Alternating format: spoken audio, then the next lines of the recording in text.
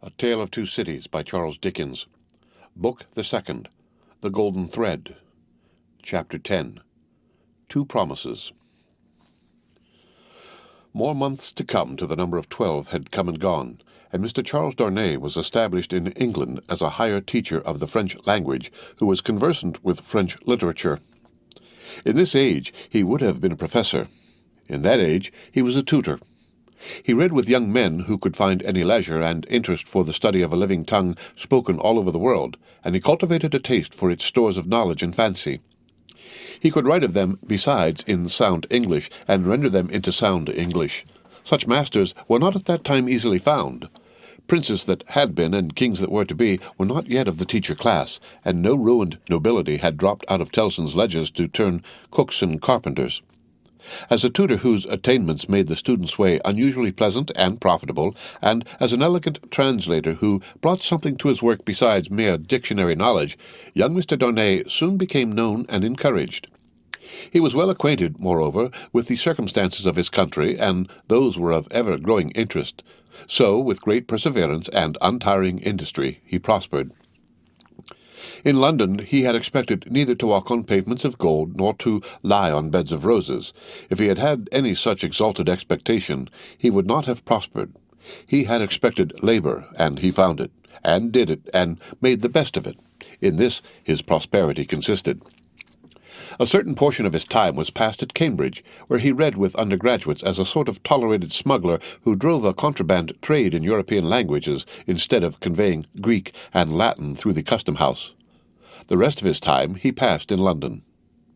Now, from the days when it was always summer in Eden to those days when it is mostly winter in fallen latitudes, the world of a man has invariably gone one way, Charles Darnay's way, the way of the love of a woman. He had loved Lucie Manette from the hour of his danger. He had never heard a sound so sweet and dear as the sound of her compassionate voice. He had never seen a face so tenderly beautiful as hers when it was confronted with his own on the edge of the grave that had been dug for him. But he had not yet spoken to her on the subject. The assassination at the deserted chateau, far away beyond the heaving water and the long, dusty roads, the solid stone chateau which had itself become the mere midst of a dream, had been done a year, and he had never yet, by so much as a single spoken word, disclosed to her the state of his heart. That he had his reasons for this he knew full well. It was again a summer day when, lately arrived in London from his college occupation, he turned into the quiet corner in Soho, bent on seeking an opportunity of opening his mind to Dr. Manette. It was the close of the summer day, and he knew Lucie to be out with Miss Pross. He found the doctor reading in his armchair at a window. The energy which had at once supported him under his old sufferings and aggravated their sharpness had been gradually restored to him. He was now a very energetic man indeed, with great firmness of purpose, strength of resolution, and vigor of action.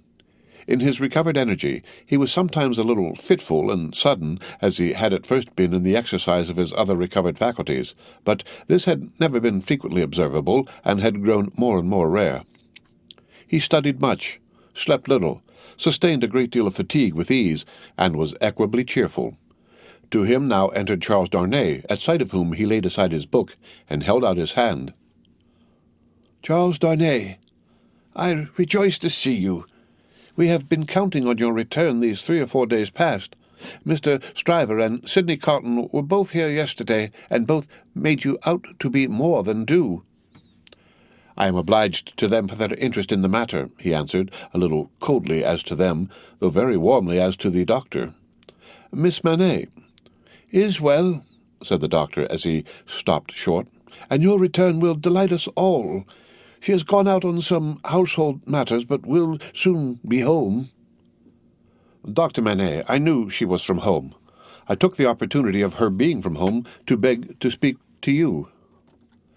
There was a blank silence. "Yes," said the doctor, with evident constraint. "Bring your chair here and speak on." He complied as to the chair, but appeared to find the speaking on less easy. "I have had the happiness, Dr. Manette, of being so intimate here, so he at length began, for some year and a half, that I hope the topic on which I am about to touch may not—" He was stayed by the doctor's putting out his hand to stop him. When he had kept it so a little while, he said, drawing it back, "Is Lucie the topic?" "She is." "Oh, it is hard for me to speak of her at any time. It is very hard for me to hear her spoken of in that tone of yours, Charles Darnay." "It is a tone of fervent admiration, true homage, and deep love, Dr. Manette," he said deferentially. There was another blank silence before her father rejoined, "I believe it. I do you justice, I believe it." His constraint was so manifest, and it was so manifest, too, that it originated in an unwillingness to approach the subject that Charles Darnay hesitated.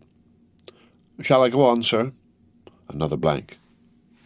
"Yes, go on."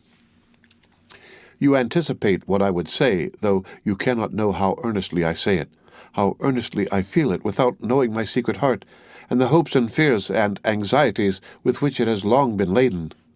Dear Dr. Manette, I love your daughter fondly, dearly, disinterestedly, devotedly. If ever there were love in the world, I love her. You have loved yourself. Let your old love speak for me." The doctor sat with his face turned away and his eyes bent on the ground.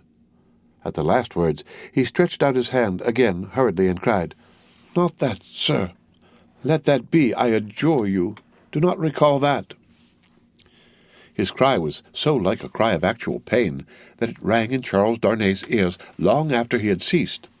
He motioned with the hand he had extended, and it seemed to be an appeal to Darnay to pause. The latter so received it and remained silent. "I ask your pardon," said the doctor in a subdued tone after some moments. "I do not doubt your loving Lucie. You may be satisfied of it." He turned towards him in his chair, but did not look at him or raise his eyes.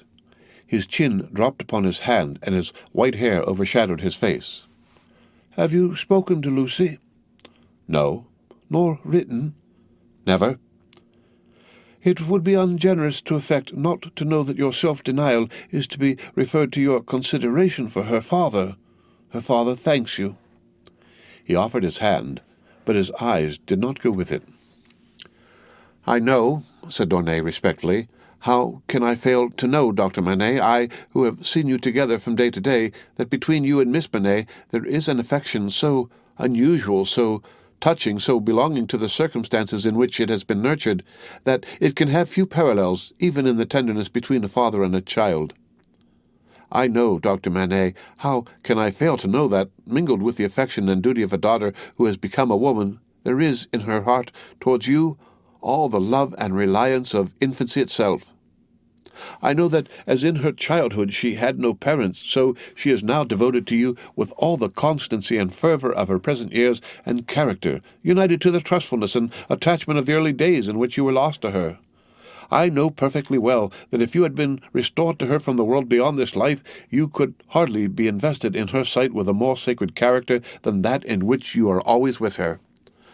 I know that when she is clinging to you, the hands of baby, girl, and woman all in one are round your neck. I know that in loving you, she sees and loves her mother at her own age, sees and loves you at my age, loves her mother broken-hearted, loves you through your dreadful trial and in your blessed restoration. I have known this night and day since I have known you in your home." Her father sat silent, with his face bent down. His breathing was a little quickened, but he repressed all other signs of agitation.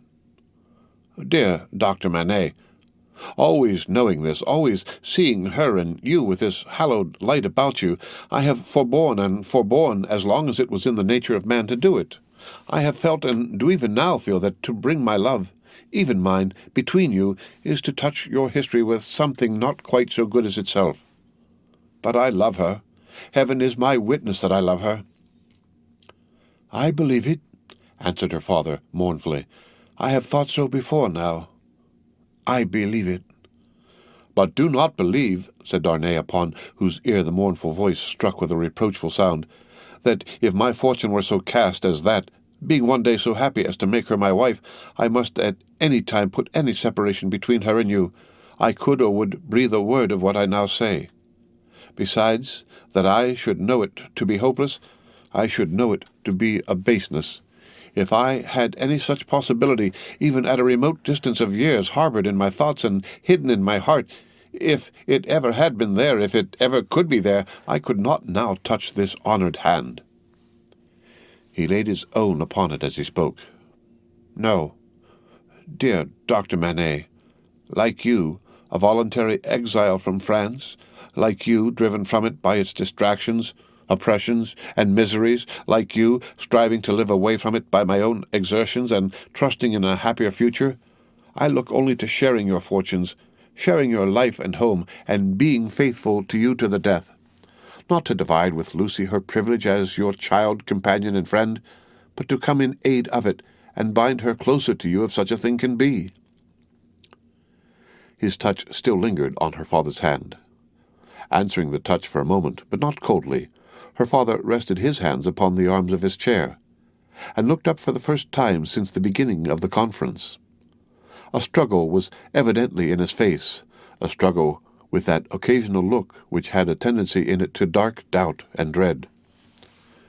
"You speak so feelingly and so manfully, Charles Darnay, that I thank you with all my heart, and will open all my heart, or nearly so. Have you any reason to believe that Lucie loves you?" "None. As yet none." "Is it the immediate object of this confidence that you may at once ascertain that with my knowledge?" "Not even so. I might not have the hopefulness to do it for weeks. I might, mistaken or not mistaken, have that hopefulness tomorrow." "Do you seek guidance from me?" "I ask none, sir. But I have thought it possible that you might have it in your power, if you should deem it right, to give me some." "Do you seek any promise from me?" "I do seek that." "What is it?" "I well understand that without you I could have no hope. I well understand that even if Miss Manette held me at this moment in her innocent heart, do not think I have the presumption to assume so much, I could retain no place in it against her love for her father." "If that be so, do you see what, on the other hand, is involved in it?" "I understand equally well that a word from her father in any suitor's favor would outweigh herself and all the world, for which reason, Dr. Manette," said Darnay, modestly but firmly, "I would not ask that word to save my life." "I am sure of it, Charles Darnay. Mysteries arise out of close love as well as out of wide division. In the former case they are subtle and delicate and difficult to penetrate. My daughter Lucie is, in this one respect, such a mystery to me. I can make no guess at the state of her heart."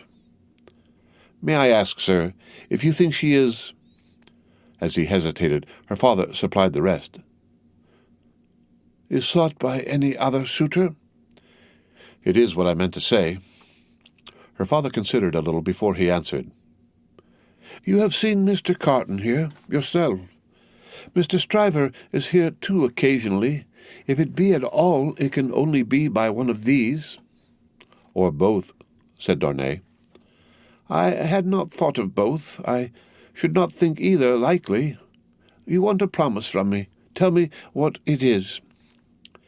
"It is that if Miss Manette should bring to you at any time, on her own part, such a confidence as I have ventured to lay before you, you will bear testimony to what I have said, and to your belief in it. I hope you may be able to think so well of me as to urge no influence against me. I say nothing more of my stake in this. This is what I ask. The condition on which I ask it, and which you have an undoubted right to require, I will observe immediately." "I give the promise," said the doctor, "without any condition. I believe your object to be purely and truthfully as you have stated it. I believe your intention is to perpetuate and not to weaken the ties between me and my other and far dearer self. If she should ever tell me that you are essential to her perfect happiness, I will give her to you. If there were, Charles Darnay, if there were—" The young man had taken his hand gratefully. Their hands were joined as the doctor spoke. "Any fancies, any reasons, any apprehensions, anything whatsoever, new or old, against the man she really loved, the direct responsibility thereof not lying on his head, they should all be obliterated for her sake. She is everything to me, more to me than suffering, more to me than wrong, more to me... Well, this is idle talk." So strange was the way in which he faded into silence, and so strange his fixed look when he had ceased to speak, that Darnay felt his own hand turn cold in the hand that slowly released and dropped it. "You said something to me," said Dr. Manette, breaking into a smile. "What was it you said to me?" He was at a loss how to answer, until he remembered having spoken of a condition. Relieved as his mind reverted to that, he answered, "Your confidence in me ought to be returned with full confidence on my part. My present name, though but slightly changed from my mother's, is not, as you will remember, my own. I wish to tell you what that is, and why I am in England." "Stop," said the doctor of Beauvais. "I wish it, that I may the better deserve your confidence and have no secret from you. Stop!" For an instant the doctor even had his two hands at his ears, for another instant even had his two hands laid on Darnay's lips. "Tell me when I ask you, not now. If your suit should prosper, if Lucie should love you, you shall tell me on your marriage morning. Do you promise?" "Willingly." "Give me your hand. She will be home directly, and it is better she should not see us together tonight. Go. God bless you." It was dark when Charles Darnay left him, and it was an hour later and darker when Lucie came home. She hurried into the room alone, for Miss Pross had gone straight upstairs, and was surprised to find his reading-chair empty. "My father," she called to him. "Father, dear." Nothing was said in answer, but she heard a low hammering sound in his bedroom.